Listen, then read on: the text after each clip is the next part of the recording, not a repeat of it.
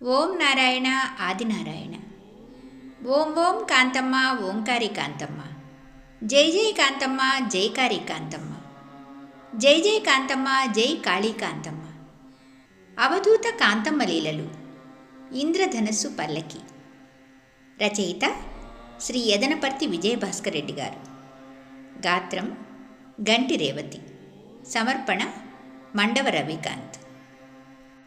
106వ భాగం.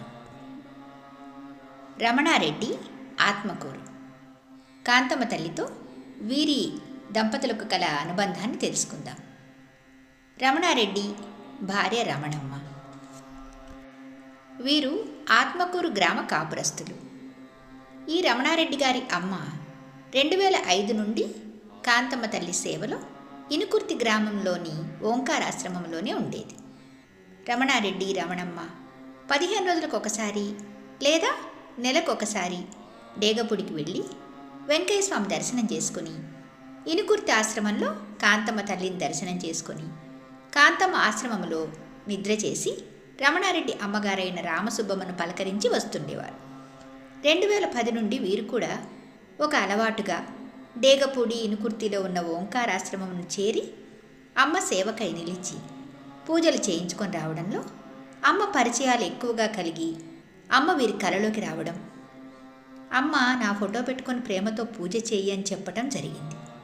2014 రమణారెడ్డి వారి ప్రక్కగా ఉన్న ఇంటివారు ఇనుకొత్తికి పోయారు. ఒకసారి సుబ్బారెడ్డి స్వామిని అడిగి కాంతమ్మ తల్లి ఫోటోలు వారిద్దరికీ చెరొకటి అడిగి తీసుకొని పొదలకూరులో ఫ్రేమ్ కట్టించుకొని తీసుకువచ్చి ఎవరెవరి ఇండ్లలో వారు అమ్మ ఫోటోను పూజ గదిలో పెట్టి పూజ చేసుకుంటున్నారు.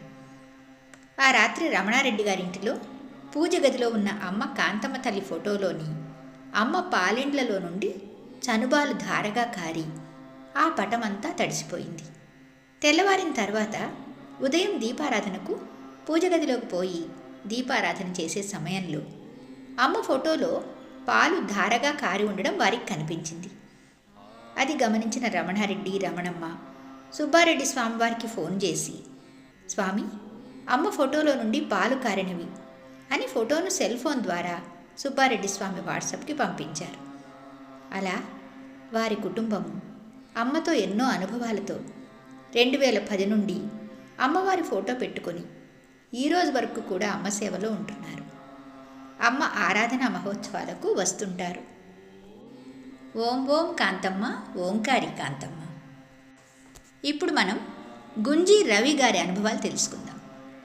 గుంజి రవి భార్య గుంజి అమల. వీరిది కలిచేడు గ్రామం. గుంజి రవి అమ్మ పేరు ఈశ్వరమ్మ గారు. రవికి దేవుళ్ళంటే మంచి ప్రేమానురాగాలు, భక్తితత్వం చిన్నప్పటి నుండి ఎక్కువగా ఉండేది. 1991 నుండి కూడా వెంకయ్యస్వామి ఆశ్రమానికి డేగపూడికి పోయి వస్తుండేవాడు. వాళ్ళ అమ్మ ఈశ్వరమ్మ గారితో ఆ రోజులలో కాంతమ్మ తల్లి డేగపూడి గ్రామానికి కొత్తగా వచ్చి ఉన్నది. గొలగముడిని విడిచిన చివరి రోజులలో డేగపూడిలోనే ఈ వరికుటి రమణారెడ్డి ద్వారా వచ్చిన అమ్మ వెంకయ్యస్వామి ఆశ్రమము ఓంకారాశ్రమం నందు తిరుగుతూ అక్కడే ఉండేవారు. భక్తులు అక్కడి నుండే అమ్మను కారులో ఎక్కించుకొని తీసుకొని పోయి మరలా తీసుకువచ్చి డేగపూడిలోనే దింపి వెళుతూ ఉండేవారు. అది గమనించిన ఈశ్వరమ్మ ఒకసారి కాంతమ్మ తల్లిని, అమ్మ ఒక్కసారి మా ఇంటికి రావా అని పిలిచింది. అమ్మ సమ్మతించి ఈశ్వరమ్మ ఇంటికి వచ్చింది. ఇసుకను నీటిని తెప్పించి మట్టి నీటి యజ్ఞం చేసింది. అమ్మ వీరింటికి 1998లో వచ్చింది. అట్లా రవి వాళ్లకు అమ్మ పరిచయం పెరిగి అమ్మ కాంతమ్మ తల్లి సేవ చేస్తూ ప్రతి నెల డేగపుడికి వెళ్ళి వస్తుండేవాడు. రవికి 2005లో పెళ్ళి అయింది. అమల అనే అమ్మాయితో కాపురం సజావుగా సాగిపోతున్నది.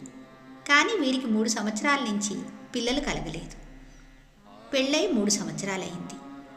రవి అమల అమ్మ పూజకై డేగపుడికి వచ్చి వెళ్తుండేవారు. అత్తగారు పిల్లలు కలగలేదని అమ్మకు మొక్కుకుంటే పిల్లలు కలుగుతారని చెప్పి అమలను కాంతమ్మ గుడి చుట్టూ ప్రదక్షిణాలు చేయించి అమ్మ సన్నిధిలోనే నిద్ర చేసేవారు.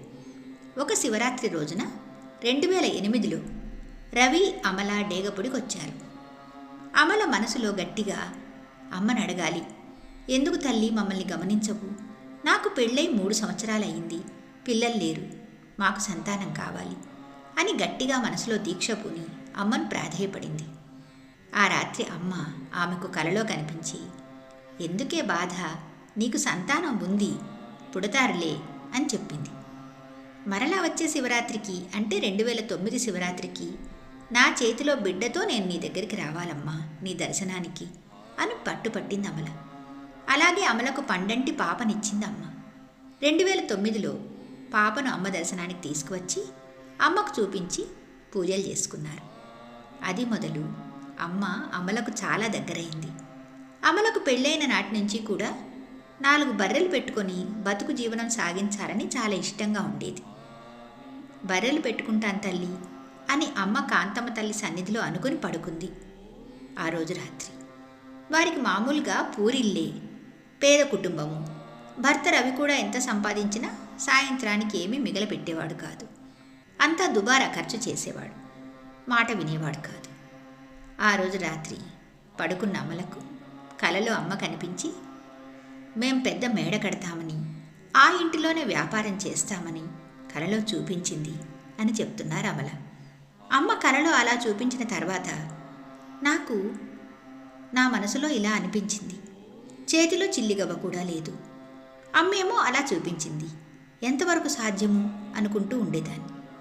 2008లో పాప పుట్టిన తర్వాత మరలా బాబు కావాలని అమ్మను మొరపెట్టుకున్నాను. అమ్మ జరగబోయేది నాకు చెప్తూ ఉండేది. అమ్మ మన ఇంటికి తన భక్తుల రూపాన వస్తుంది, నీ మాట మీ ఆయన వింటాడు, నీకు మగ సంతానం కలుగుతుంది అని నాకు కలలో కనపడి చెప్పిందమ్మ. 2వ సంతానంగా బాబు పుట్టాడు.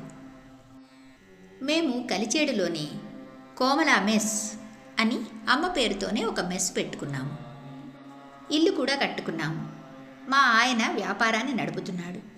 అమ్మ కాంతమ్మ తల్లి చెప్పినట్లుగా ఎలాంటి అలవాట్లు లేక బుద్ధిగా వ్యాపారం చేసుకుంటున్నాం. మా పిల్లల్ని చదివించుకుంటూ అమ్మ సేవ చేసుకుంటూ అమ్మను కొలుచుకుంటున్నాం. మా పాప పేరు కీర్తన, బాబు పేరు కమలేష్. కాంతమ్మ తల్లి పేరుతోనే కలిసి వచ్చేటట్లుగా వారి పేర్లు పెట్టుకున్నాం. ఇప్పుడు హాయిగా ఉన్నాం. అమ్మపై మనసు నిలిపి మనం ఏ రోజైతే పూజిస్తామో, ఏ రోజైతే మనం భక్తిగా ధ్యానం చేసి కాంతమ్మ తల్లిని తలుచుకుంటాము, ఆ రోజు అమ్మ ఖచ్చితంగా రాత్రి కలలోకి వచ్చి కనిపిస్తారు అంటున్నారు అమల. అమ్మ సేవలో నిరంతరం ఉంటూ అమ్మని సేవించుకుంటూ హాయిగా కాలం గడుపుతున్నారు వారి కుటుంబం. అంతటి శ్రీమంతురాలు అమ్మ కాంతమ్మ తల్లి సామాన్యం కాదు. ఓం ఓం కాంతమ్మ, ఓంకారి కాంతమ్మ. అవధూత శ్రీ డేగపూడి కాంతమ్మ తల్లికి జై. భగవాన్ శ్రీ శ్రీ శ్రీ గొలగమూడి వెంకయ్య స్వామి మహారాజుకి జై. ఓం నారాయణ ఆది నారాయణ.